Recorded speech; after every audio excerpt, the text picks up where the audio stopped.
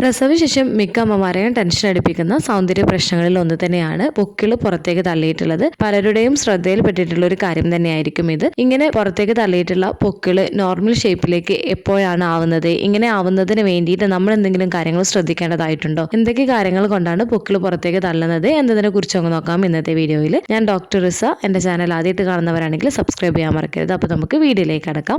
ആദ്യം തന്നെ നമുക്ക് പൊക്കിൾ പുറത്തേക്ക് തള്ളുന്നത് സാധാരണയാണോ, എന്തൊക്കെ കാരണങ്ങൾ കൊണ്ടാണ് പൊക്കിൾ പുറത്തേക്ക് തള്ളി വരുന്നത് ചിലരിൽ എന്നതിനെ കുറിച്ച് നോക്കാം. നമുക്ക് പ്രസവശേഷം പുറത്തേക്ക് തള്ളിയിട്ടുള്ള പൊക്കിൾ ഗർഭകാലത്ത് സംഭവിക്കുന്ന മാറ്റങ്ങളുടെ ഫലമായിട്ടാണ് എന്നുള്ളതാണ് നിങ്ങൾ മനസ്സിലാക്കേണ്ടത്. ഗർഭിണിയായിരിക്കുന്ന സമയത്ത് യൂട്രസ് എക്സ്പാൻഡ് ആവുന്നതിനനുസരിച്ചിട്ട് അബ്ഡോമിനൽ വാളിൽ ഒരു പ്രഷർ വരുന്നുണ്ട്. ഈ പ്രഷർ നിങ്ങളുടെ ബെല്ലി ബട്ടന്, അതായത് നിങ്ങളുടെ പൊക്കിൾ പുറത്തേക്ക് തള്ളുന്നതിന് ഇടയാക്കാറുണ്ട്. ചിലർക്ക് നല്ല രീതിയിൽ തന്നെ പൊക്കിൾ പുറത്തേക്ക് തള്ളി വരാറുണ്ട്, എന്നാൽ മറ്റു ചിലർക്ക് പൊക്കിൾ പരന്നതായിട്ടും കാണാറുണ്ട്. ഗർഭകാലത്തിന്റെ അവസാനത്തോടെ കടക്കുന്ന സമയത്ത് സംഭവിക്കുന്ന ഒരു കാര്യം തന്നെയാണ്. മിക്ക ഗർഭിണികളിലും ഈ ഒരു പൊക്കിൾ പുറത്തേക്ക് തള്ളി വരുന്നതായിട്ട് കാണാറുണ്ട്. ഇത് നോർമലായിട്ട് സംഭവിക്കുന്ന ഒരു കാര്യമാണ്. ഇതിൽ നിങ്ങൾ ടെൻഷൻ ആവേണ്ടതില്ല. എന്നാൽ ചില കാര്യങ്ങൾ നമ്മൾ ശ്രദ്ധിക്കേണ്ടതുണ്ട്. ചില കേസുകളിൽ അത് സീരിയസ് ആയിട്ട് എടുക്കേണ്ടതായിട്ടുണ്ട്. അതിലൊന്നാണ് അംബലിക്കൽ ഹെർണിയ. അംബലിക്കൽ ഹെർണിയ ആണ് എന്നുണ്ടെങ്കിൽ കുടലിന്റെ ഒരു ഭാഗം വയറിലെ ഭിത്തിയിലെ പൊക്കിളിന് സമീപത്തുള്ള വീക്ക് ആയിട്ടുള്ള സ്ഥലത്തൂടെ തള്ളുമ്പോഴാണ് ഇത് സംഭവിക്കുന്നത്. അംബലിക്കൽ ഹെർണിയ ആണ് എന്നുണ്ടെങ്കിൽ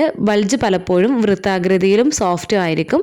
നിങ്ങൾ ചുമക്കുന്ന സമയത്തോ അല്ലെങ്കിൽ എന്തെങ്കിലും സ്ട്രെയിൻ ചെയ്ത് നിങ്ങൾ എന്തെങ്കിലും കാര്യങ്ങൾ ചെയ്യുന്ന സമയത്തോ അല്ലെങ്കിൽ ഭാരപ്പെട്ട സാധനങ്ങളൊക്കെ പൊക്കുന്ന സമയത്ത് ഇത് ഈ ഒരു ബൾജ് കുറച്ചുകൂടെ വലുതാവുന്നതിനുള്ള സാധ്യതയുണ്ട്. അതുപോലെ തന്നെ ചില ആളുകൾക്ക് ആ ഒരു ഭാഗത്ത് നല്ല വേദനയും അനുഭവപ്പെടാറുണ്ട്. ഇങ്ങനെ വേദനയും മറ്റു ബുദ്ധിമുട്ടുകളും നിങ്ങൾക്ക് ഈ ഒരു പൊക്കിളിന്റെ ഭാഗത്ത് അനുഭവപ്പെടുന്നുണ്ട് എന്നുണ്ടെങ്കിൽ തീർച്ചയായിട്ടും നിങ്ങൾ ഡോക്ടറെ കാണിക്കാൻ വേണ്ടിയിട്ട് ശ്രദ്ധിക്കേണ്ടതാണ്. ചിലപ്പോൾ അംബലിക്കൽ ഹെർണിയ ആവാം. ഇത് റയർ ആയിട്ട് കാണുന്നതാണ് പ്രഗ്നൻസി പീരീഡിൽ. അപ്പോൾ പ്രസവശേഷം നിങ്ങൾക്ക് ഈ ഒരു വേദനയും കാര്യങ്ങളും ബുദ്ധിമുട്ടൊക്കെ ഉണ്ട് എന്നുണ്ടെങ്കിൽ തീർച്ചയായിട്ടും നിങ്ങൾ ഡോക്ടറെ കണ്ടിട്ട് അതിൻ്റെതായിട്ടുള്ള ചികിത്സ നിങ്ങൾ തേടുകയും ചെയ്യേണ്ടതാണ്. അടുത്തത് കൊഴുപ്പാണ്, അതായത് എക്സസീവ് സ്കിൻ ആൻഡ് ഫാറ്റ് ആണ്. ഗർഭധാരണം ചർമ്മം നീട്ടുന്നതിനും പൊക്കിളിന് ചുറ്റുമുള്ള ഇലാസ്തികത നഷ്ടപ്പെടുത്തുന്നതിനും കാരണമാകുന്നുണ്ട്. ഇത് പേശികളിലോ ടിഷ്യൂ പ്രശ്നങ്ങളോ ഇല്ലാതെ പോലും നിങ്ങളുടെ പൊക്കിള് പുറത്തേക്ക് തള്ളിയ രൂപത്തിന് കാരണമാവുകയും ചെയ്യുന്നതാണ്.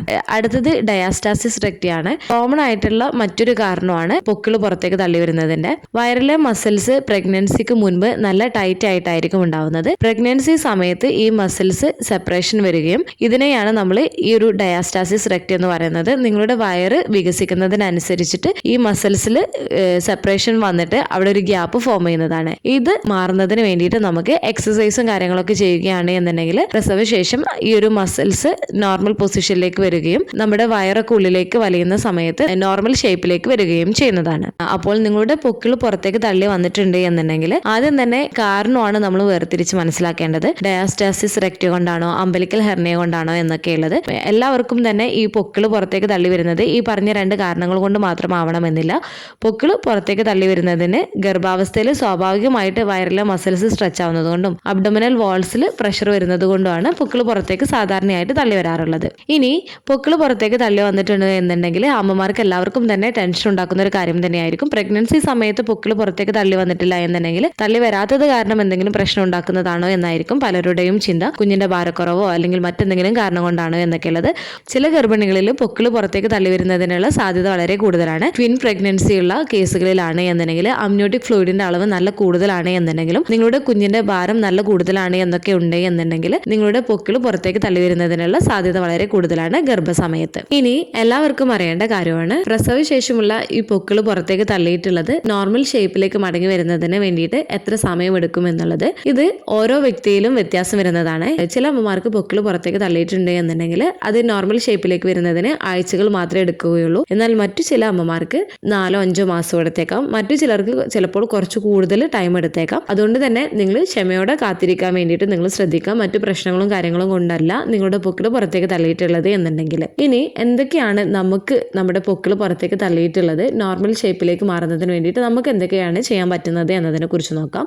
അതിലൊന്നാണ് ബെല്ലി ബൈൻഡർ നിങ്ങൾക്ക് യൂസ് ചെയ്യാവുന്നതാണ്. പ്രസവശേഷം മിക്ക അമ്മമാരും വയറ് കെട്ടുന്നതായിട്ട് നിങ്ങൾ ശ്രദ്ധിച്ചിട്ടുണ്ടാവും. അതുപോലെ തന്നെ ചിലർ ബെല്ലി ബൈൻഡർ ആയിരിക്കും യൂസ് ചെയ്യുന്നത്. ഇത് വയറിലെ ഭാഗത്ത് മൃദുവായിട്ട് ആയിട്ടുള്ള ഒരു കംപ്രഷൻ നൽകുകയും ഗർഭധാരണത്തിന് മുൻപുള്ള അവസ്ഥയിലേക്ക് മടങ്ങുമ്പോൾ പേശികളെ പിന്തുണയ്ക്കാൻ സഹായിക്കുകയും ചെയ്യുന്നതാണ്. അപ്പോൾ പ്രസവശേഷം നിങ്ങളിങ്ങനെ വയറ് കെട്ടുന്നത് നിങ്ങൾക്ക് തന്നെ ഒരു സെൽഫ് കോൺഫിഡൻസ് നൽകുന്നതിന് സഹായിക്കുകയും ചെയ്യുന്നതാണ്. അതുപോലെ തന്നെ നിങ്ങളുടെ വയറൊക്കെ ഒന്ന് ചുരുങ്ങി ഒന്ന് ഉള്ളിലേക്ക് വലയുന്ന സമയത്ത് നിങ്ങളിപ്പോൾ ബെല്ലി ബൈൻഡർ യൂസ് ചെയ്തിട്ടില്ല എന്നുണ്ടെങ്കിലും അല്ലെങ്കിൽ നിങ്ങൾ മറ്റു തരത്തിലുള്ള കാര്യങ്ങൾ ചെയ്തിട്ടില്ല എന്നുണ്ടെങ്കിൽ പോലും നിങ്ങളുടെ പൊക്കിള് നോർമൽ ഷേപ്പിലേക്ക് വരികയും ചെയ്യാറുണ്ട്. അടുത്തത് പെൽവിക് ഫ്ലോർ എക്സസൈസ് ആണ്. നിങ്ങളുടെ വയറിനും ഇടുപ്പിനും ചുറ്റുമുള്ള പേശികളെ ശക്തിപ്പെടുത്തുന്നതിന് വേണ്ടിയിട്ട് നിങ്ങൾക്ക് കീക്കൽ എക്സസൈസ് ചെയ്യാവുന്നതാണ്. ഈ പെൽവിക് ഫ്ലോർ എക്സസൈസിൽ ഏർപ്പെടുന്നത് മൊത്തത്തിലുള്ള മസിൽസ് ഒക്കെ ഒന്ന് സ്ട്രെങ്തൻ ചെയ്യുന്നതിന് വേണ്ടിയിട്ടും മുറിവൊക്കെ ഒന്ന് പെട്ടെന്ന് ഹീൽ ആവുന്നതിനും സഹായിക്കുകയും ചെയ്യുന്നതാണ്. അടുത്തത് ഹെവി ആയിട്ടുള്ള എക്സസൈസ് ചെയ്യുന്നത് പ്രസവശേഷത്തിന്റെ ആദ്യത്തെ മാസങ്ങളിൽ ഒഴിവാക്കേണ്ടതാണ്. അതുപോലെ തന്നെ നിങ്ങളുടെ വയറിലേക്ക് കൂടുതൽ സ്ട്രെയിൻ ചെയ്യുന്ന തരത്തിലുള്ള ജോലികൾ ചെയ്യുന്നതും ഹെവി ആയിട്ടുള്ള സാധനങ്ങൾ പൊക്കുന്നതൊക്കെ നിങ്ങൾ ഒഴിവാക്കേണ്ടതാണ്. ഇത് വയറിലെ പേശികളെ അമിതമായിട്ട് ആയാസം ഉണ്ടാക്കുകയും ഇത്